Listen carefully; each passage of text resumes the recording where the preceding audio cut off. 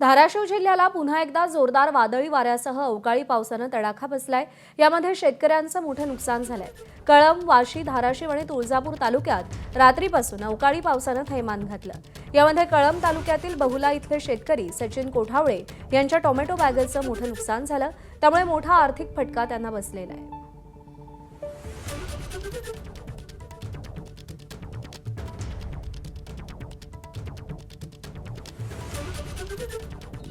आंब्याची पण गळती झालेली आहे, चिकूचं पण पडलेलं आहे। टोमॅटोचं किती नुकसान झालं? टोमॅटोचं एक साधारण आपलं टार्गेट होतं 25 टनापासून 30-35 टनापर्यंत काढायचं, आणि तेवढा माल सेटिंग आहे आज तुम्ही बघताय।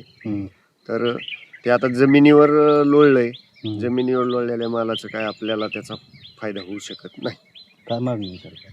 काय मदत करावी, काय त्यांच्या आहे ना थोडीशी, जी काय करता येईल तेवढी।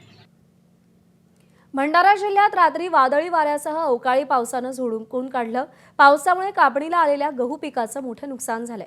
पावसाच्या माऱ्यामुळे कापणीयोग्य गहू काळवडणार असून त्याला विक्री योग्य दर मिळणार नसल्याची चिंता शेतकऱ्यांनी व्यक्त केली आहे। यासोबतच मका पिकालाही चांगलाच फटका बसला असून वादळी वाऱ्यानं अनेक क्षेत्रातील मका पीक जमीनदोस्त झालंय। कडधान्यासोबतच भाजीपाला, फळबागायतदारांनाही याचा फटका बसल्याचं चित्र आहे। भंडारा जिल्ह्यातील अनेक आंबा बागायतदारांनाही फटका बसला असून अनेक ठिकाणी आंबा गळून पडलाय।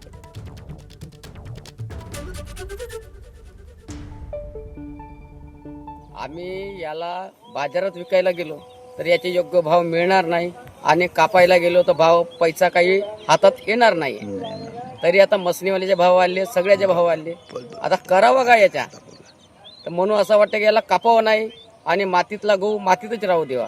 शासनाने याची तात्काळ पाहणी करून आमच्या मालाला योग्य भाव द्यावा आणि त्याचा पंचनामा करून घ्यावा, अशी आमची मागणी आहे। नाही तर शेतकरी पूर्णपणे अडचणीत येईल। एबीपी माझा, उघडा डोळे बघा नीट।